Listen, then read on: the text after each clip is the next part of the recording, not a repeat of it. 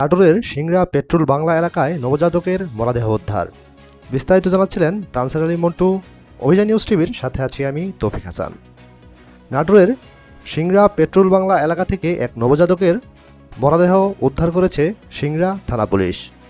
ঘটনাস্থল পরিদর্শনকালে জানা যায়, সিংড়া পেট্রোল বাংলায় চলনবিল আল জামিয়া মহিলা মাদ্রাসার পিছন সাইডের বাথরুমে অপরিত্যক্ত কূপ থেকে আনুমানিক ৮ মাস বয়সের এক নবজাতকের লাশ উদ্ধার করেছে সিংড়া থানা পুলিশ। বিস্তারিত দেখুন প্রতিবেদনে। দেখতে পাচ্ছেন চলনবিল আল জামিয়া ইসলামিয়া মহিলা মাদ্রাসার পিছন সাইড, এটা পিছন সাইডে টয়লেটের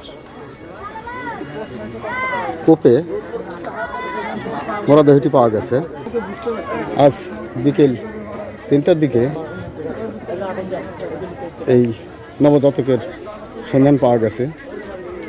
তদন্ত চলছে, মাদ্রাসার ভিতরে পুলিশ সহ তদন্ত চলছে।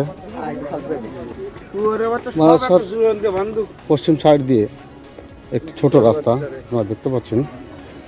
এই রাস্তা দিয়ে যেতে হয় টয়লেটের দিকে।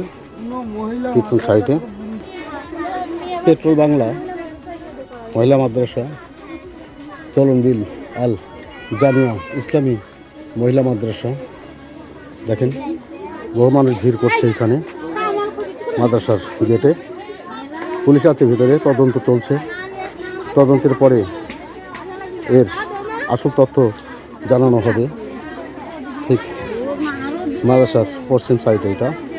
বিগত দিনে এইখানেই মাদ্রাসাটি ছিল। মাদ্রাসাটা একটু পিছন সাইডে নিয়ে গেছে। চলনবিল আল জামিয়া মহিলা মাদ্রাসা আপনারা দেখতে পাচ্ছেন। পুরো তথ্য বের করতে একটু সময় লাগবে। পুলিশি তদন্ত চলছে, বিস্তারিত পরে জানতে পারবো এবং জানাবো।